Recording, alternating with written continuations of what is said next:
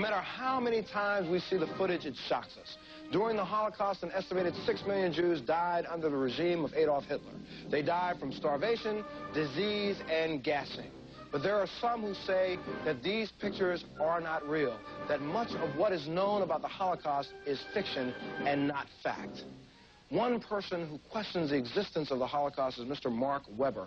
Mark is a Holocaust revisionist. He is the editor and spokesman for the Institute for Historical Review. And also joining us is Mr. David Cole, another revisionist. He's a member of the Committee for Open Debate on the Holocaust. David was recently under attack by members of the Jewish Defense League while he was speaking on the subject because David is Jewish. Thank you very much, gentlemen, for being here. We appreciate you coming.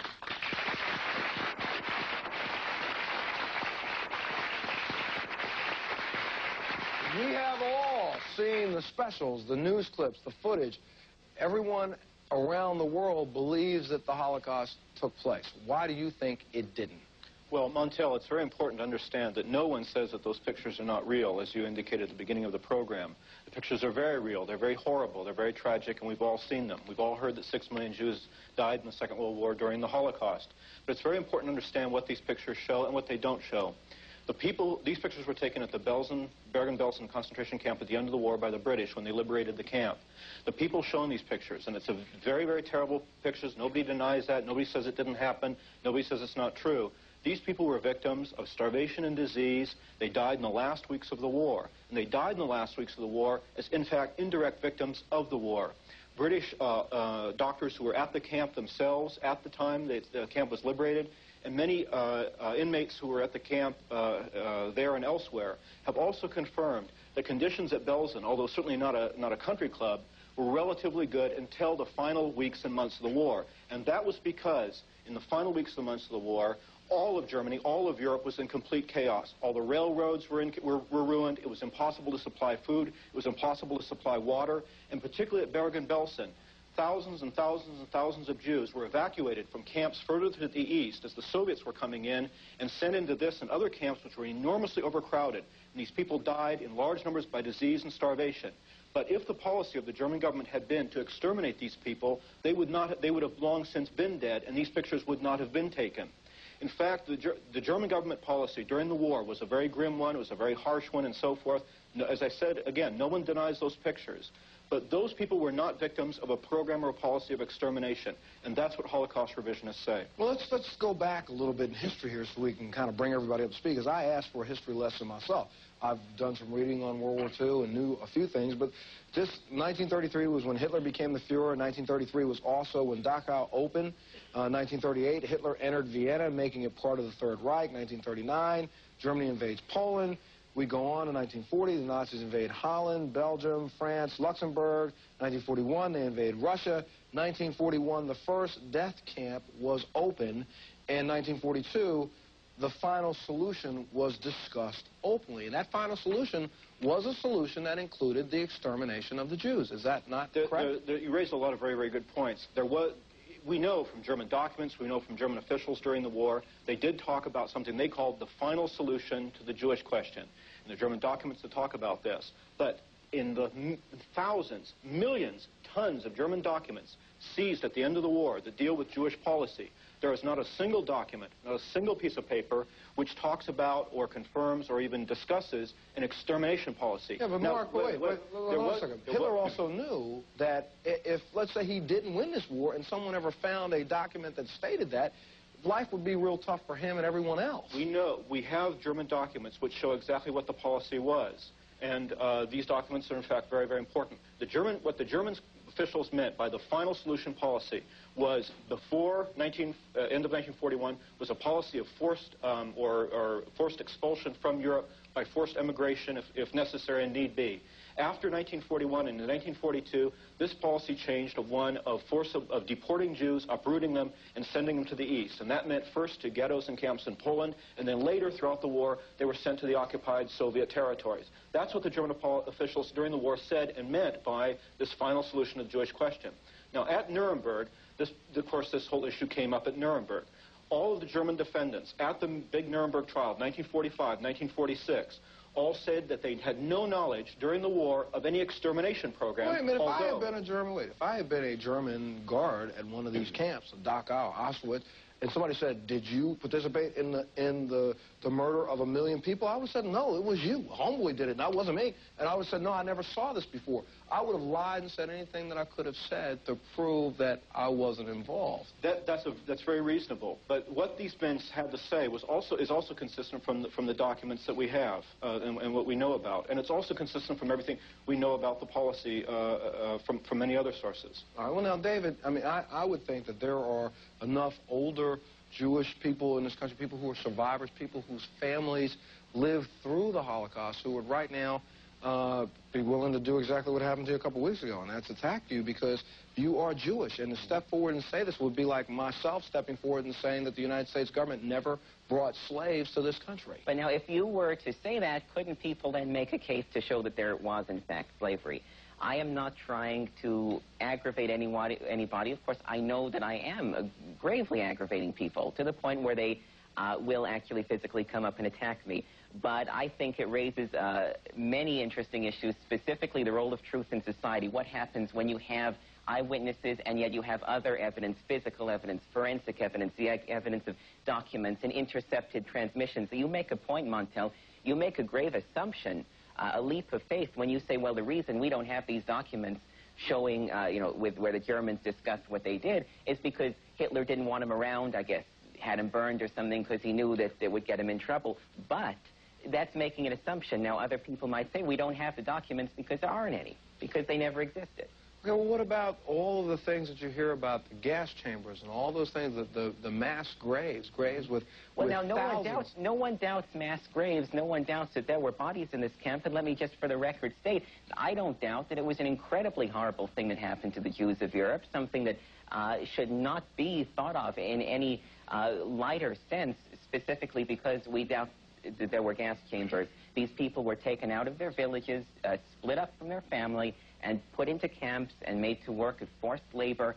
And this is a horrible situation, and people died from disease and starvation and just plain being worked to death. It is not that we are trying to sugarcoat what happened, but it's been many years after the fact, and it's time that we brought the facts in parallel to the actual history of what happened. Yes, ma'am. The fact still remains, yes, that 6 million Jews were killed, and whether or not the documentation shows that it was the intent to completely get rid of Jews, it doesn't matter whether or not the intent was there because it happened. 6 million Jews were murdered. Well, now, if I could just address that for a second. Both of you. For both David and Mark, that's a very important issue because both of you dispute the fact that 6 million Jews died. If I could make a point, now she said the fact that 6 million Jews died. However, in 1988, the site at Auschwitz where people can go and tour the gas chambers, they lowered their figure from 4 million dead to 1 million dead. So that was 3 million taken out of the equation overnight. Where did these 3 million go? Were they never there in the first place? Were they in the camps and did they survive? And if you can lose 3 million people overnight, who's to say that 1 million remaining figure is not also wrong? And let me ask you this question. Weren't some of these figures ascertained after the fact because they went back and did censuses after? The source of the famous 6 million figure is an affidavit by by somebody who was brought in at the Nuremberg trial in 1945-46. Even Raoul Hilberg, who's considered one of the major figures in the Holocaust, Holocaust historian, he's a professor at the University of Vermont. He concedes himself that the 6 million figure is based upon crude calculations. It is only highly dubious, and he says we must re-examine this whole question of the 6 million. Look, it's very interesting, Montel. People have heard over and over about 6 million Jews dying in Europe during the Second World War. How many people in this audience know how many Germans died during the Second World War? How many Americans died during the Second World War? How many Chinese died during the Second World War? In America, as time goes by, the more time passes, the more there's emphasis on the fate of one particular people during the Second World War, almost to the exclusion of everyone else. How many... Well, that is... Mark, let me make another point. I mean, right now in Washington, D.C., a federal government agency, a taxpayer-funded agency of the federal government, the United States Holocaust Memorial Council, is organizing and building an enormous museum in Washington, D.C. There's no comparable museum in Washington, D.C. to the victims of slavery. There's no comparable museum in Washington, D.C. to the fate of the Indians or any other people. But there is an enormous museum being built under federal government auspices to the fate of only one particular people in one other place. How many Chinese died during the Second World War? According to the Encyclopedia Britannica, the number of Chinese civilians alone who died during the Second World War is more than 20 million. More than 20 million. Who knows it? Who even cares? But are we saying that, therefore, we should not believe what happened to the Jewish people because these other things are admitted? Or should we stop and say that we believe what happened? Montel, it's right and proper to memorialize the dead of all wars, and the dead of all genocide or all mistreatment, whatever it happens to be. But what is not right is to take the fate of one particular people and, in effect, make a kind of political football out of it. I would like to also interject, speaking as a Jew, the Holocaust is an extremely important thing to especially American and Israeli Jews, because most American Jews tend to be secularized, and the Holocaust and the shared history of persecution has tended to take the place of the religion of Jews. Now, I'm Jewish. I'm also an atheist. I don't buy many things. I don't buy concepts of mysticism, spirituality, and especially myth. And I have read both sides of the issue extensively, and I'm not looking to hurt anybody, but I do have to say from my own point of view that the evidence saying that there were no gas chambers is a lot stronger than any of the evidence that can be presented saying there were. All right, well, let's stop there and take a break. And when we come back, we'll find out. Like David said, is it myth or is it truth? We'll find out when we come back.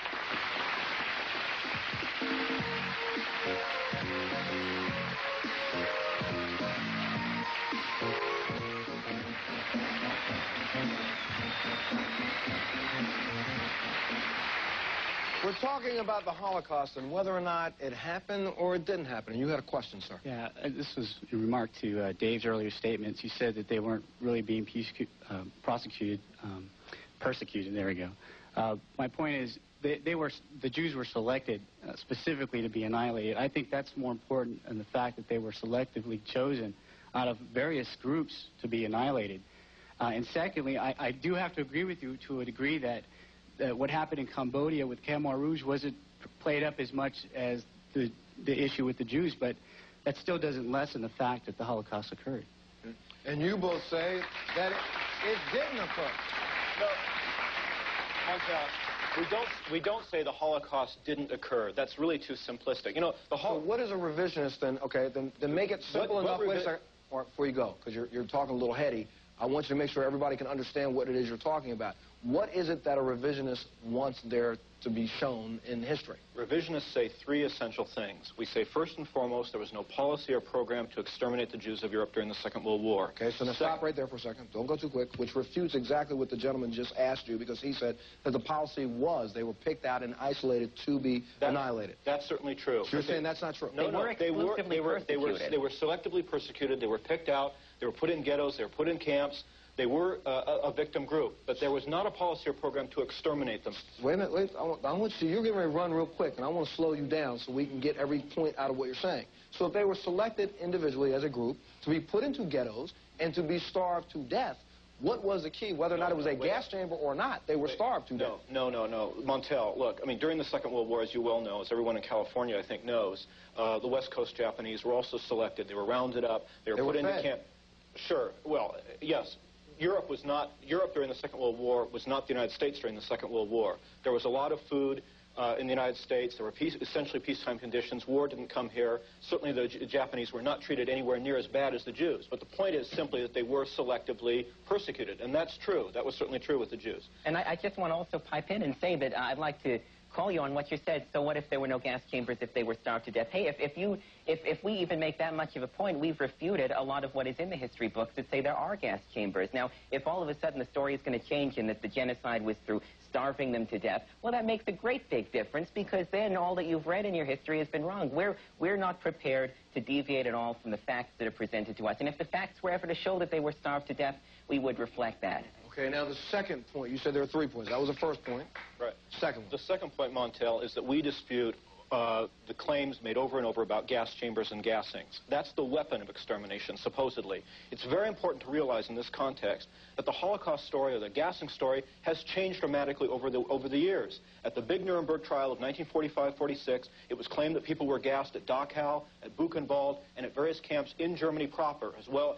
Right after the war, it was claimed not that people were gassed at Auschwitz, but that they were electrocuted to death. And then later we found out that all the gas chambers were in Poland. Give me the third point. The point is that the evidence for supposedly gassings in some camps has just been done away with. It's admitted to be. Okay, the third point is we say that nothing like 6 million Jews in Europe died during the Second World War. And it's very important in this regard also to realize that every Jewish person who, in the Second World War who died of whatever cause is considered, quote, a victim of the Holocaust. That is, Jews who died even in Allied bombing attacks. Jews who died for whatever reason, they're considered victims of the Holocaust. So and you're that is saying also illegitimate. all 6 million is a compilation figure of every Jewish person who died during the war? Look, even a number of prominent Holocaust historians have conceded the 6 million figure is essentially symbolic in nature. It's repeated over and over, and it's not necessary.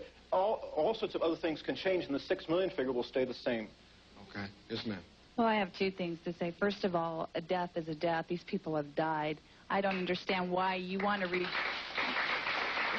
What do you have to gain by questioning the facts and history? What is it? What's your purpose in all of this? Let me ask this question.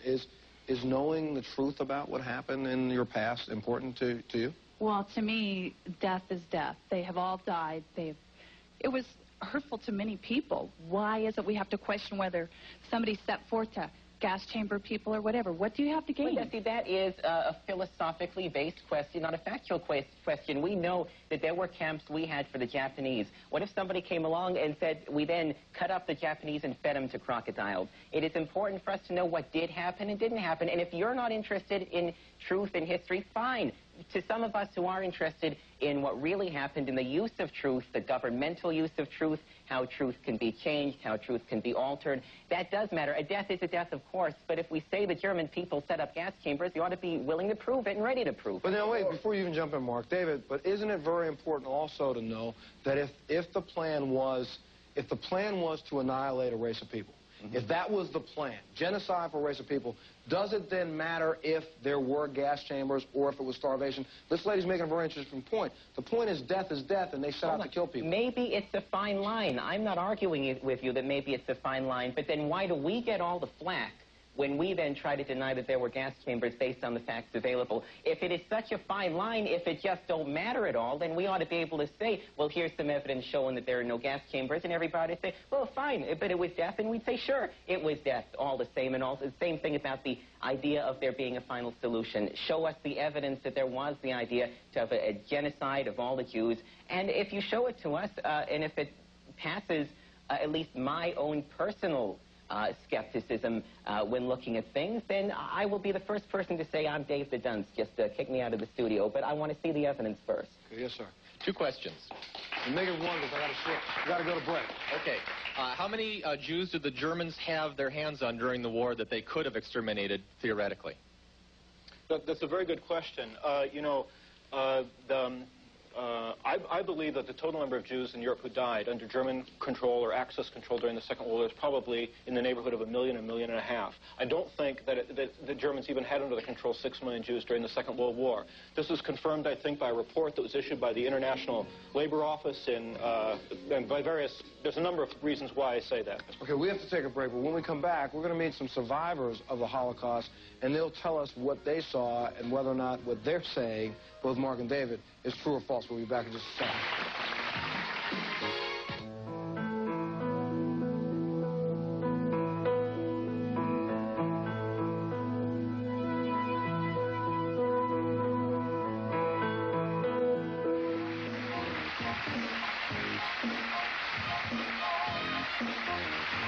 We've been talking about the Holocaust with revisionist Mark Weber and Mr. David Cole. But joining us right now are Dr. Michael Thaler. Michael is the president of the Holocaust Center of Northern California. Michael is also a survivor who lost more than 60 members of his family in the Holocaust. Also joining us are Ernest and Anna Hollander. They are both survivors. Anna's entire family was wiped out in Auschwitz. Now, before we even go any further in the discussion, Ernest, could you take us back to that day in 1944 when your family arrived at Auschwitz? Yes, sure. First of all, I'd like to make an opening statement that I watched before on television, the revisionists, what they said, and I feel it's completely wrong. It's completely not true, because I've been there, and I saw what happened.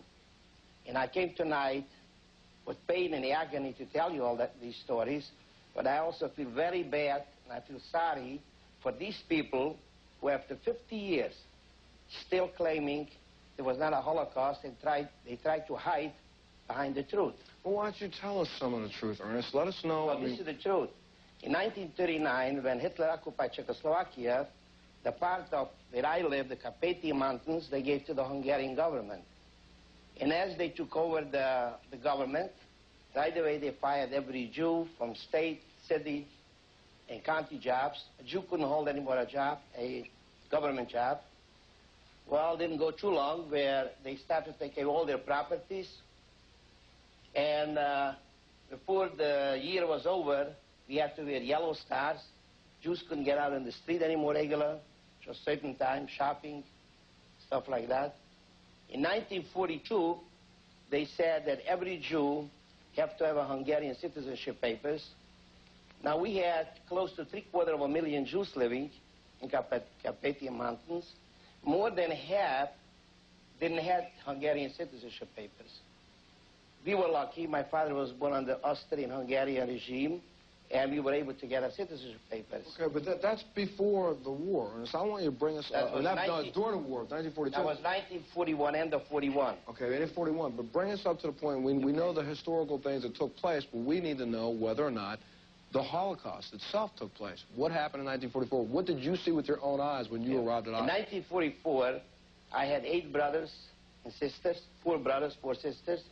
My father and mother, we arrived finally to Auschwitz, where they right away took away my mother and 3 little sisters, and they killed them. Killed them in the crematoriums and the gas chambers. The rest of the family went to work to labor camps, where my father was working in a railroad station and working in a sawmill where he cut off his left arm. The blade somehow cut his hand. They put him against the wall. They shot him right away. They never kept somebody in the camp if he could earn his piece of bread and a little hot soup. But now, when you say they took your mother and your 3 younger sisters away right there on the spot, and they took them away to the gas chamber, right? And this was in Auschwitz. How do you know that that's exactly where they took them to? Because we stayed 2 days in Auschwitz, and some people who worked in the crematoriums, some people who worked in the gas chambers, they told us that they saw all these people who Dr. Mengele, the angel of death, sent them to the left. They went straight into the gas chambers and into the crematoriums. Now, Dr. Thaler, you know a lot about the history of the Holocaust. You've heard what both these gentlemen have to say. Do you think that they're right, or is it even worth the discussion that we're having today? Well, I think that the discussion today is merely to allow those people, the vast majority, of course, who don't really know what happened, an opportunity to really find out what the truth is. And what you just heard is a tissue of lies. It's basically a combination of half-truths, fantasy, and downright falsehood. And, you know, I can begin taking it apart very easily. Let's start from the very beginning. The claim is that there were no gas chambers. Right. There was no plan to annihilate the Jews. Start with the gas chambers and tell me why that's not true. All right. Well, I'll start with the most recent evidence, though it's been 50 years. Most recent evidence produced by the young historians in Germany, German historians working on German evidence, German documents, have shown in the last 5 years that the entire program, including the gas chambers, originated from a program which the Nazis called the euthanasia program, which is typical of the terminology that they use. They always inverted the real meaning. Euthanasia, you know, there's going to be an initiative on the California ballot on euthanasia. And euthanasia literally means mercy killing. And the way we talk about euthanasia, it means at the request and at the desire of the patient when they want to end their life, okay? The Nazis used that term just the opposite, to kill people, to murder, to mass murder people whom they no longer desired to be alive because they were useless to them, they couldn't work, they were blind, they were deaf. They even killed soldiers who came back from the front on this program. But now, doctor, we can get that, but that doesn't tell me about gas chambers. Tell me about gas chambers. Okay. In order to institute this program, throughout Germany, there were installations set up with gas chambers which were disguised as shower rooms in places like Hadamar, Grosseck, Brandenburg, Sonnenstein, Hartheim by Linz, and so on, where they developed this entire program where they took up to 80,000 German children and people who were, as I said, useless to the Reich, and simply gassed them with the excuse of taking them to the showers, and then cremated them.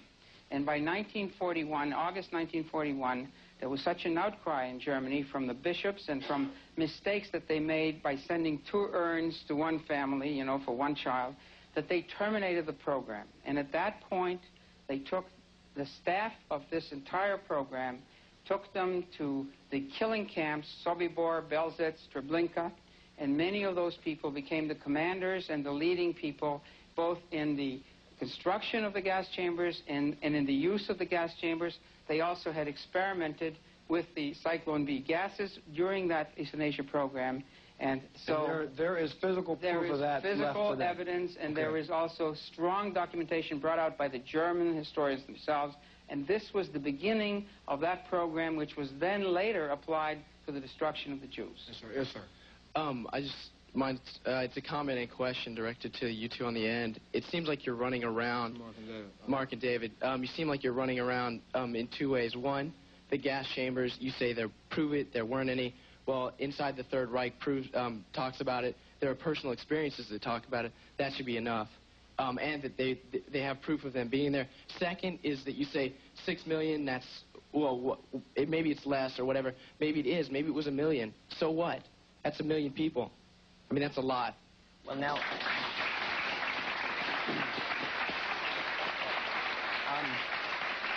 Go ahead, David. We are not trying to downplay the seriousness that anybody died, but you just said, for example, we ought to have enough evidence. That's enough. Case closed, that's enough. Forget about your questions. Let me say one thing, and let me present something to you. How, for example, do you come back at the 2 forensic studies that have been done, the supposed gas chamber buildings at Auschwitz and Majdanek, which proves forensically, and the first one was conducted by a man from Boston named Fred Lucher. Fred Lucher had built execution equipment for American prisons, and he was very good at it, and he was recommended for that job. But the second forensic report was done by the people who run Auschwitz, the people who run the Auschwitz Museum, and it proved that there could not have been cyanide gassings in those chambers. How do you come back at that? All right, we'll find out how we come back to that as soon as we take a break. We'll take a break and we'll be back right after this.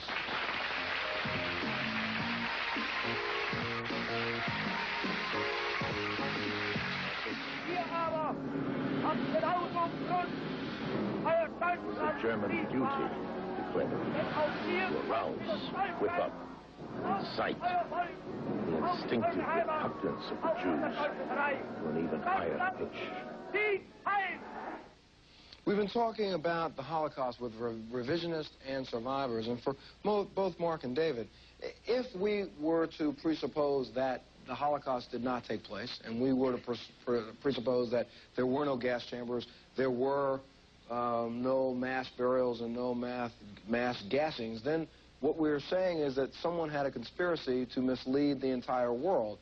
Why, for 50 years, would Jewish people want to conspire to mislead the entire world? You see, now you're reading something into that. You're saying they want to conspire. If in fact this was a conspiracy propaganda set up, written by people, presented by people, it was the Soviet government, the British government, and the American government at Nuremberg after the war. The reason that that most war propaganda ends up dying X number of years after the actual war. One of the reasons, however, that this particular issue has grown in importance since the war is because the Jewish people have taken it as a very personal issue. It is very important in Israel. It was very important for the founding of Israel. This does not make them conspirators. It doesn't make them bad people at all. It's an issue that they take very personally. And in the Western world, Jews are usually very successful. And I'm speaking as a Jew, and I'm not trying to say that they in any way do anything wrong to become successful. But what matters to Jews can oftentimes be reflected in Western society. If you were to go to Asia, though, the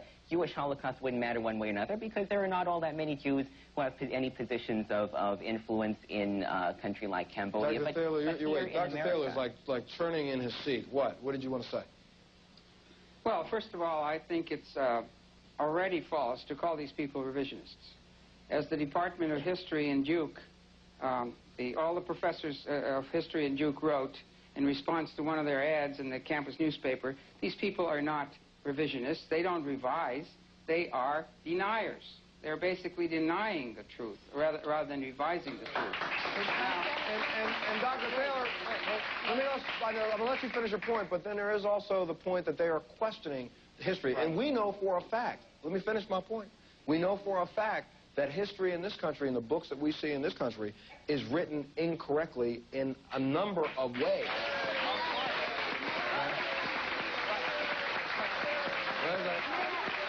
I'm going to let you in a second, Anna. Go ahead. But every single point where it gets close to the actual data, the actual information, the actual facts, it's falsehood. For instance, this issue about this man Leuchter, Frank Leuchter Jr., who I just heard quoted as a foremost engineer, with gas chambers. I didn't say the word engineer. Okay. You noticed this. I know why you didn't. Okay. But Fred Leuchter might not have been a licensed engineer, but did he not have the job of building gas chambers and other execution equipment for major American prisons? Was he not profiled on primetime live in the Atlantic Monthly as an expert? No. But David, let him finish. As a matter of fact, this is a lie. The fact is the man masqueraded as an engineer, a builder of these chambers, and then he was arraigned in Massachusetts for practicing engineering without a license. He is not registered as an engineer. The only scientific training he ever had was a BA in history. He was hired by another... Okay. So Dr. Thaler, we've refuted the fact that this man had any qualifications. The question boils down whether there was Cyclone B gas used or not. So in 1988, for a fee of $35,000, he went to Birkenau and he scraped the walls and he did some hocus pocus and he came out 50 years later with the statement that there was no gas, and the court in Canada in which this was tried threw it out and declared him a non-expert. Wait a second, sir. We can't hear you up there. But okay. This is a matter of record. All right, Dr. Thaler, let's stop there for a second. Okay. Anna, you've been trying to get in. Go ahead. I am a living proof of this. I was age of 13 when they took me to Auschwitz with my family. I'm the only one who survived, and I was not too far from the gas chambers. And we knew exactly then they brought in Jews, and they burned them. We smelled. We breathed that air. We smelled that air, and we knew. We used to say to each other, you see where we are burning the Jews? I was not too far from the crematoriums. When it happened? When it happens, and I was 13 years of age. At that time, my whole family is wiped out. Yes, sir. Yes, the Holocaust is big business because Germany so far has given the Jews, I think, at least $200 billion. So it's big business. And some of you are still getting $1,000 a month. And a lot of people don't know this. And then people don't realize who brought the slaves to America. They were Jewish ships. Wait a minute. That's a whole nother thing. Let's take a break, because what the issue that we're talking about today is whether or not there was a Holocaust. We'll talk about slavery and who brought them here later. We'll be back after this. I'm not going to let you go now.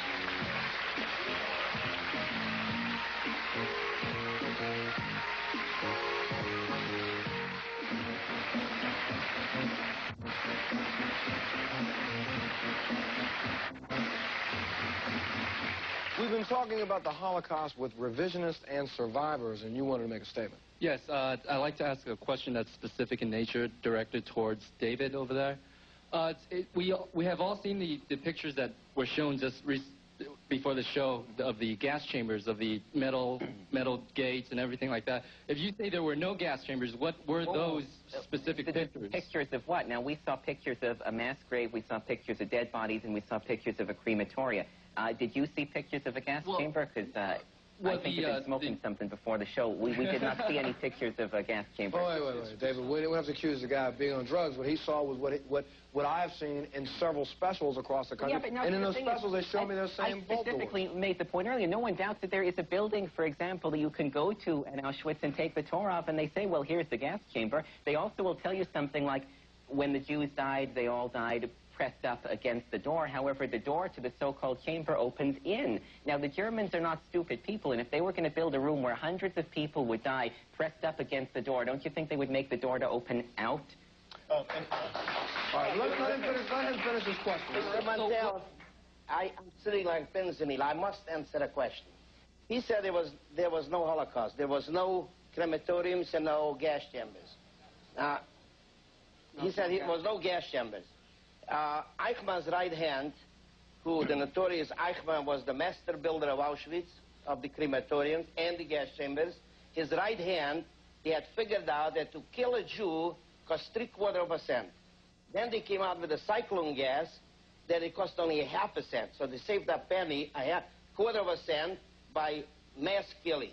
And he felt so bad about it that he smuggled out some papers to the Swedish government, and the Germans had very good bookkeeping. See, Ernest, these are points when we go through this, and historically, wait a second, Dr. Taylor, when we go through this historically, there's no way for us to know what he was thinking, whether he smuggled this or that. The only thing that we can know is whether or not there is fact. Now, let this gentleman finish his question. He's going to finish it very quickly. Right. So what were the metal chambers that we saw with the metal gates coming out and the dead bodies inside all burned there were crematoria there, and they did cremate bodies.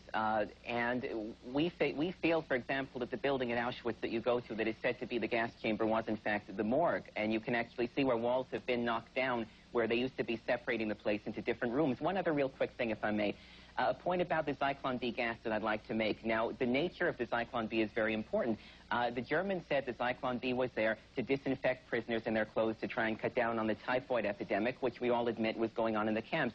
If the gas was there not to do that but to kill Jews, how come there was just as much gas in the camps that were never said to function as execution camps as there are in camps like Auschwitz and camps that were supposedly meant to function as execution camps? Okay, now, Dr. Thaler, why don't you answer that? Look, it's absurd. This whole discussion is crazy. We can't come in with the mountains of documentation and eyewitness reports and case records that clearly establish the truth of what went on with the gas chambers and with the killing squads. I just want to state that my name is Michael Thaler, and I am willing to mortgage my home and put up $50,000 to anyone who comes in with acceptable evidence, acceptable by scholarly historian standards, that there was no gas chambers. Okay? End of discussion. I'm not going to continue this with these people. All right. Yes, sir. Yes, I have a comment and a question. And make it very quickly because we've got to go to First of all, I have the greatest sympathy for all innocent people who die in war, but the Jewish experience is not unique. I happen to be of Ukrainian descent, and 7 million of my people were murdered, and a disproportionate number of the perpetrators of these crimes in the Ukrainian famine, happened to be Jews. Trotsky, Beria, Dzerzhinsky, and I'd like to know when I'm going to get my reparations for my murdered relatives. Okay, that's also another issue. We'll take a break and we'll answer when we come back. We'll take a break.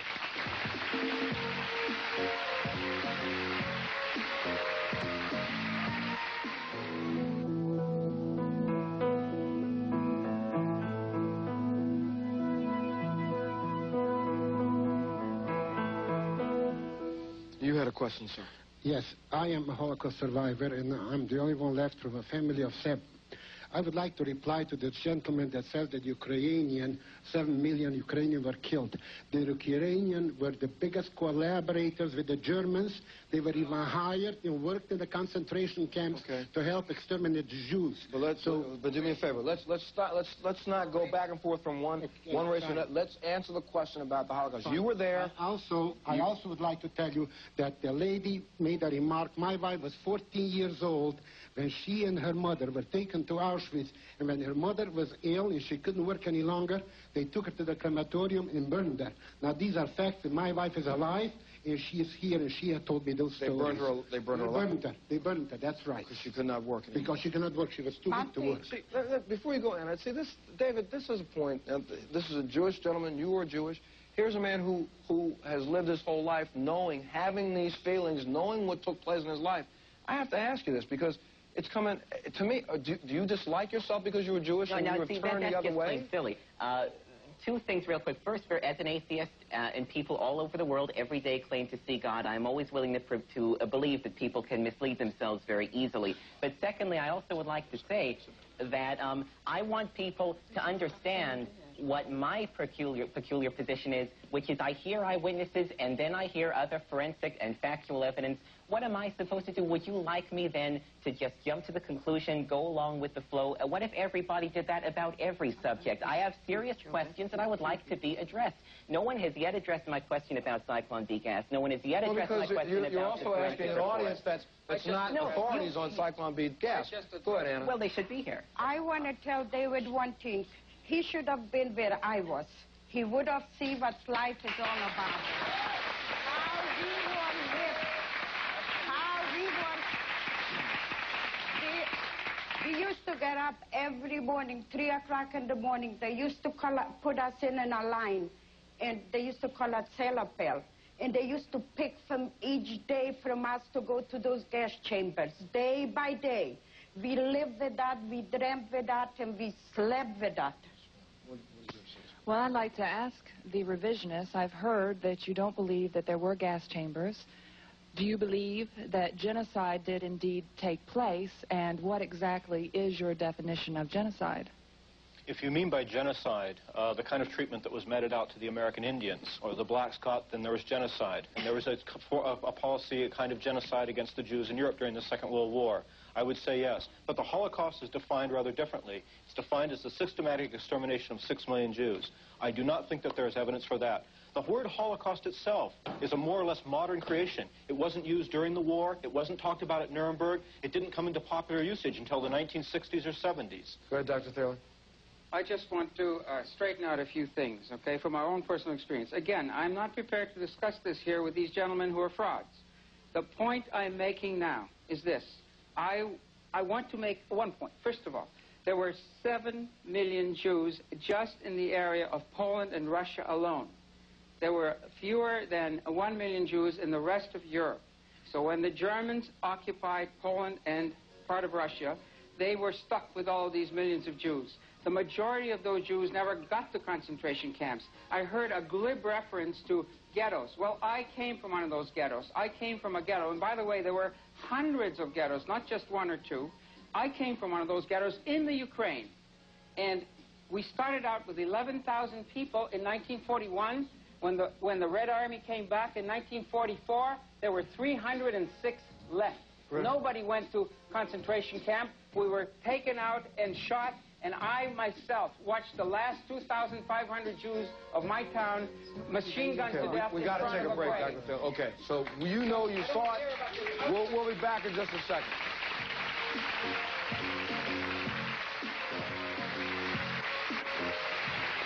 We've been talking about the Holocaust with the revisionists and survivors. Anna, you wanted to make one final point? Yeah, I would like to make one point.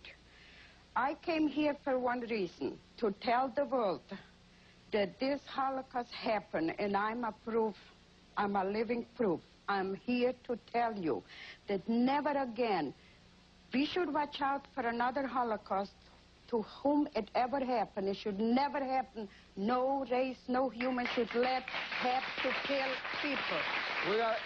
We got to go. Join us again on the next Montel Williams Show.